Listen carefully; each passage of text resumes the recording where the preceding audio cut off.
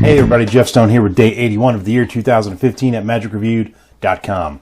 Today, RSVP presents Hideandsek by James Brown. And turns out he's not the famous American soul singer. So he's a British magician, I think. But not the James Brown that we Americans all know and love. But this one I watched... it's a long time ago, maybe like a year ago. I've had this one for a while, maybe even longer. And I was just kind of tired that day, and I think I fell asleep near the beginning of it.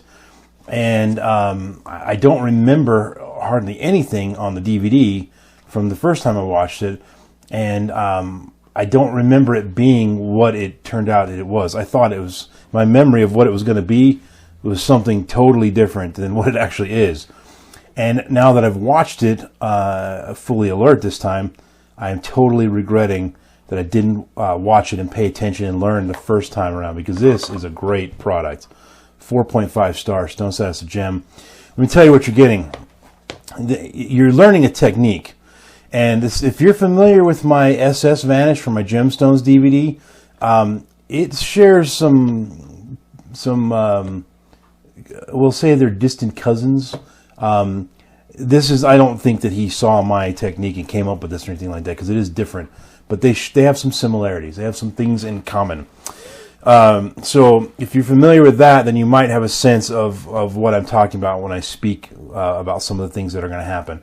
But what you're learning is a technique to load stuff into your wallet, but not in the traditional way where you have to have it palmed and you go in with your palmed object and secretly, I was looking to make sure I had my mic on. I couldn't see it in the camera. Sorry about that.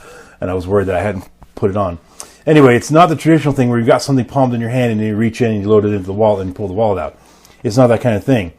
You get the object gone and within seconds, and your hands are totally empty, and then you go in for the wallet.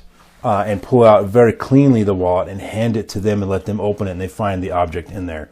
What object? Whatever. A signed card, a borrowed iPhone, borrowed credit card, lots of different things. A thought of poker hand. Yeah, a thought of poker hand. Lots of different things like that. So you learn a technique. Now, the technique is very, very good. It works very, very well. It's very effective.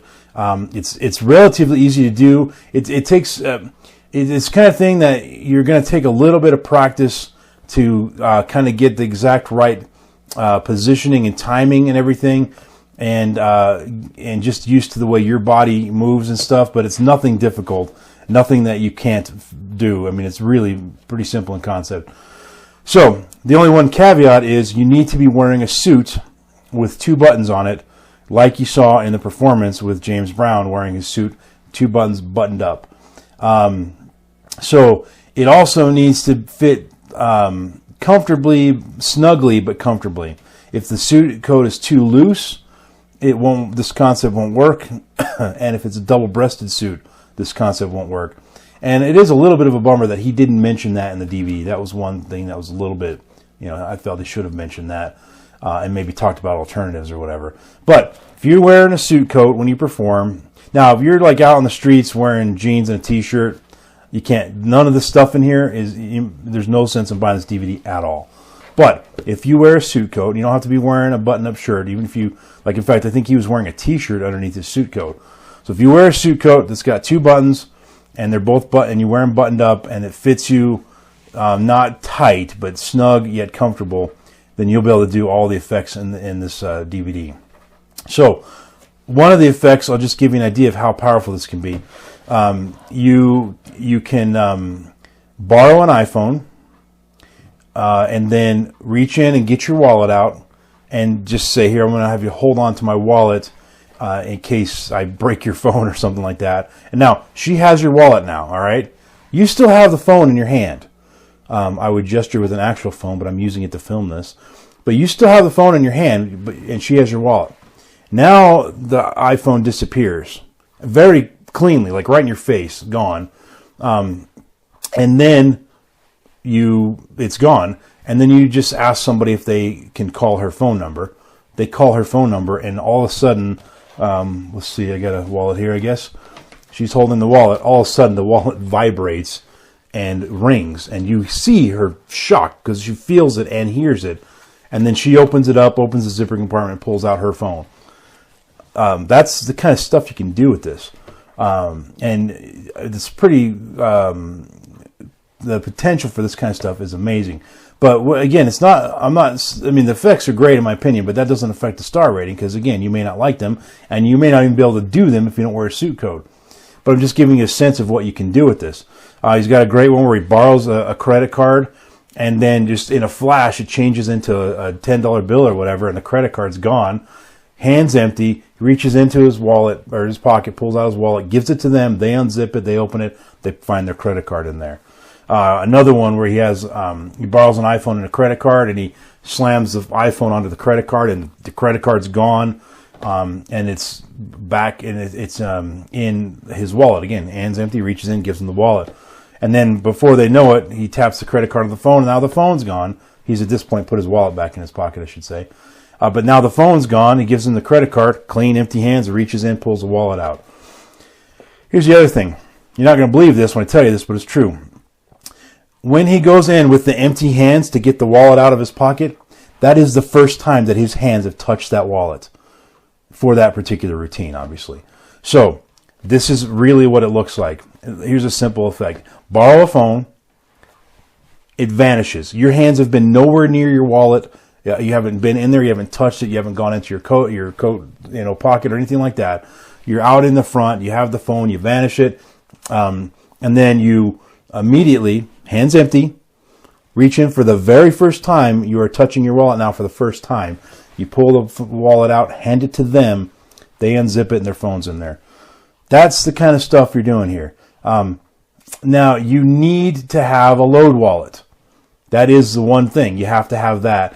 And those aren't cheap. The one he recommends is ATW, which is $127. But based on those effects I just shared with you, you might feel that it's worth it to get that. But, any kind of checkbook style wallet like this, that is a load wallet. This is a Mullica wallet, so you can't do it with a Mullica wallet. But you need one that's a load wallet, like the cap style wallet or whatever, that can hold the load. Okay. Now, he also talks about how you don't have to use a wallet for some of these effects. You can just have the card or the credit card or the phone or whatever just reappear inside your inner breast coat pocket. And that's fine, but for the trick where you're handing the wallet to them and they're holding onto it and then it rings with their phone in it, you need a wallet for that. So those are the kind of effects you're getting. Again, the method, solid, man. Solid, simple, really good method. Just as long as you are aware that you have to be wearing a suit coat with the two buttons. Okay, so ad copy. Ad copy is totally solid, 100%. There's only one thing that I wanted to point out, more as a point of clarity. I don't think they were being dishonest here, but it says, best of all, no gimmick or device is used to accomplish any of the routines. Well, I've already told you there's a load wallet, right? Technically that is a gimmick or a device or both, however you want to look at it. But the reason I'm okay with that is because I think, based on the context of the ad copy written right here, I think what they're trying to say is that there's no device or gimmick that takes the card or the phone or whatever and somehow maneuvers it into the wallet. You don't need anything special. You just need the wallet, and that's it. And then you have to be wearing the suit coat. So I think what they're saying there is just that this isn't some weird fancy device that you load up your coat with that somehow transports objects to your wallet, or it's nothing like that at all. It's totally, if you're wearing a suit coat and you have that wallet on you, that's it. In fact, he talked about how he did like an hour or so gig of table hopping, and that's all he had was the wallet, and that's it. And so he didn't have a deck of cards or anything else like that. He just borrowed objects, borrowed credit cards, borrowed iPhones at the tables, and he did his whole show with just the wallet and, of course, the suit coat. So, very powerful tool to have in your arsenal. And he talks about lots of different things you can do with it. And it's the kind of thing that I think, after playing around with it, and once you understand the idea and you get the handling down, you're going to come up with plenty of stuff. And if nothing else, it just adds extra things to your, to your already existing performances. It's a way to end an ambitious card or whatever, signed card in the wallet. All right, so the DVD product quality and all that stuff, it's produced well, shot well, lit well, mic'd well, all that stuff. The navigation menu is a little bit frustrating because it's the menu. So you click on chapters, and then there's several pages of chapters. None of those pages have a back button or a home button. And so if you're on the last, the 3 pages in or whatever, you want to back up, you have to go, at least on my computer, I went to the little media player thing and went to title menu and that worked. I'm not sure how you would do that on a DVD player on a TV. I haven't used one of those forever, so I don't know. So that's one little annoying thing. In the explanations, there were 3 things that I felt were a little bit lacking.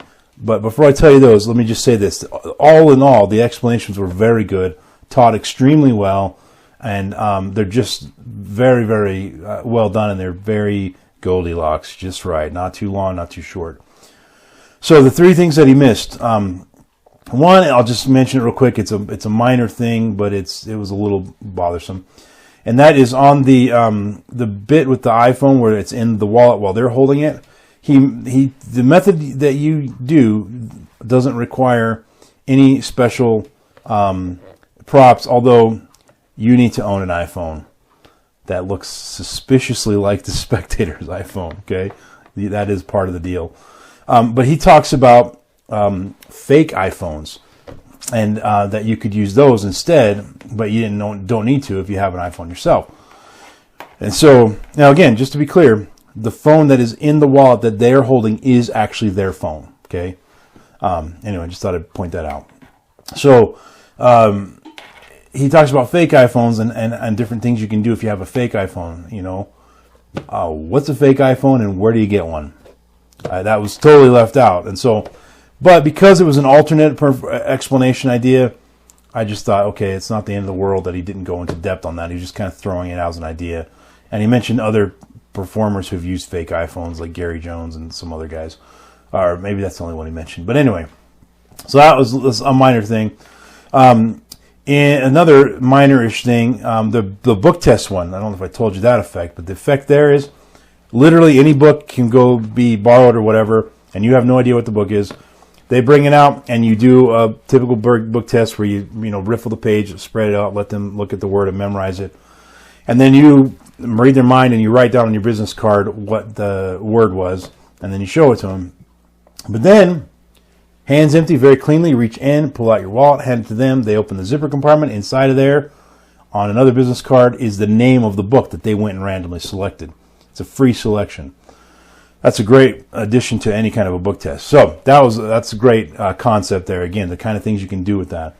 So I know I'm talking a lot about effects here, and I'm excited about them. But again, that has no bearing on the star rating. What I'm most excited about is the method, because it works and it allows you to do all kinds of effects that are very potentially very powerful. So in the explanation of that, he was showing how he gets the peak on the riffle of the book and everything. And he was just showing the guy in the studio with him. And as he riffled, the page that he ended up, the guy told him to stop at, had a big image on it instead of words at the top. So rather than him dealing with that like he might in a real performance, or at least explain to us what do you do when that happens, he just stopped the explanation and said something and then just started over. I thought that was kind of a cheap way to get out of that instead of showing us what you as a pro might have done. Again, minor, because you probably have your own way if you already do book tests how to handle that. The last one was a little bit bigger of a deal, and it's the thought of poker to poker routine. So the way that happens is you have them think of a card, write it down. So let's say they think of the 5 of spades, and then you don't know the card. You actually put the card away and in your wallet, and your wallet goes in your pocket. And then you tell them, okay, imagine the card you're thinking of. Now I want you to make the highest possible poker hand in your mind with that card. Okay, then without even thinking, just so fast, almost instantly, he's able to reach into his wallet, and pull out his wallet, reach into his pocket, pull out, again, hands empty, reach in and pull out the wallet, and inside the zipper compartment is the hand that he was thinking of. So most likely he'd be thinking of 5, 6, 7, 8, whatever many that is, 5, 6, 7, 8, 9 of hearts to make the highest possible hand, which would be a straight flush in that case. So he has a little technique to make sure that he has the right, that he's thinking of the right hand that they're thinking of. But he also says there's a possibility that they'll be thinking of 4 of a kind, and he says, and it's very rare that they think of anything else. But don't worry, there's an out for that, and we'll talk about that in a minute. Then he never talks about that. They never cover it. They never explain it. So that routine, as powerful as it is, there is a little bit of risk, and I don't know what the out would be for that. I really don't. Based on the way he taught how to get everything to work, I can only see it working easily with just if they're thinking of the straight flush, which the odds are they will. And again, you get somebody that knows poker, so that they'll pick that. But that was a little bit disappointing that they didn't teach the out, and he just forgot or whatever. So those 3 things there are combined were enough that I had to dock it a little bit in the star rating. That's why it's 4.5 stars. Last but certainly not least, as you know, I often or sometimes will critique the performer's actual performance and won't impact the star rating. But I'm seeing this trend happen again. I don't know if it's just a coincidence or what, but the video I reviewed yesterday, Tom Wright's stand-up magic, I talked about these exact same things that I'm about to talk about right now. And that James Brown has a problem, just like many magicians. And I bring this up for 2 reasons, just like I did on the Tom Wright video. Number 1, when you buy this, which I think you should, if you wear a suit when you perform, just get it. I mean, really, it's so much powerful things you can add with this simple technique. Anyway, if you buy this DVD, don't pick up these bad habits that I'm about to tell you about that he has. Bad habit number 1 comes in many forms. Mindless rambling, much like my videos. It's saying just catchphrases that don't mean anything, like, do me a favor, tell you what. Those just drive me crazy, and they're bad performance styles. By the way, the reason number 2 that I'm telling you about this is because in case James Brown happens to be watching, my brother James, I'm just offering some friendly advice that will hopefully improve your performance. So, anyway, so the problem is, again, it's never tell you what, it's tell you what, tell you what, tell you what. They just blur it together. They all do it. I mean, maybe I even do it. I don't know. I try to watch videos of myself to make sure I don't do that, but I probably do, and I try hard to be aware of that kind of stuff. Go to Toastmasters, man. Be a member of Toastmasters. It'll change the way you perform and present. So, that was one, the phrases. And do me a favor, he said that a lot, and it was, I mean, sometimes it's do me a favor, pick a card. That's, in my opinion, stupid, but at least it's sort of making some sense. It's do me a favor, and then will you do this thing? Pick the card. But he used it in a context outside of that. He said, do me a favor, what's your name? What does that even mean? Another one was, he just said, do me a favor, yeah, do me a favor. And then he went on to something else, didn't even ask the spectator to do anything. He just said, do me a favor twice in a row for no reason at all. Another one was excellent stuff. He said that a lot, like they'd sign the card, excellent stuff. Think of a card. You got one in mind? Excellent stuff. That's really bothersome to me. It means you're not thinking about your scripting and you're not paying attention to what you're saying and you're in sort of robot mode. Speaking of robot mode, the next thing that he had a problem with is I'm officially calling this concept a spectator abuse. It sounds harsh, but here's what it is. It's not paying attention to your spectators, not listening to what they're saying, and it's so for example, he said, do you have a bank card? And the person said yes, and then he immediately said, do you have a bank card? Yeah, the guy just said yes. Aren't you listening to what he says? Things like let me see. I think I wrote them down here.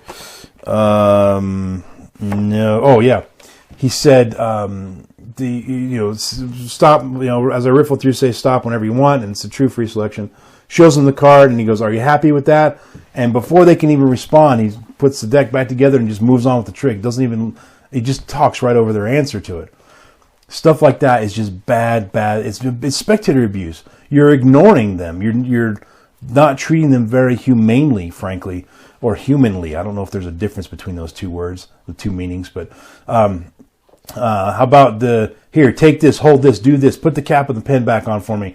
And just bossing them around and not making a connection with them. Slow down, breathe, look them in the eye, use their name, and make a connection with them. That's good advice for anybody, just in all interactions in life, but especially when you're performing for somebody. So, having said all that, he seems like a really nice guy. I'm not trying to insult him. I'm not trying to put him down. I'm just trying to point out some things that you should not pick up as bad habits. And then, Brother James, if you're watching, hopefully you'll take it the way it's meant, which is just to help improve your performances. I've rambled on long enough. 4.5 stars. Stone status of gem. Time for you to like the video, subscribe to my channel, and listen to the random iTunes song of the moment, which is... Oh, yeah, loud, sorry. Yes, You Could Be Mine by Guns N' Roses. I do dig that tune. Yes, I believe that was on the Terminator 2 soundtrack back in the 90s, which is 25 years ago now. Oh my gosh. Anyway, that's it. I'm done. So tune in tomorrow, day 82, where we review 6x6 by Michael Six Muldoon. Don't know what this is, but tomorrow we'll find out all about it. Until next time, folks, thanks for watching. See you then. Peace out.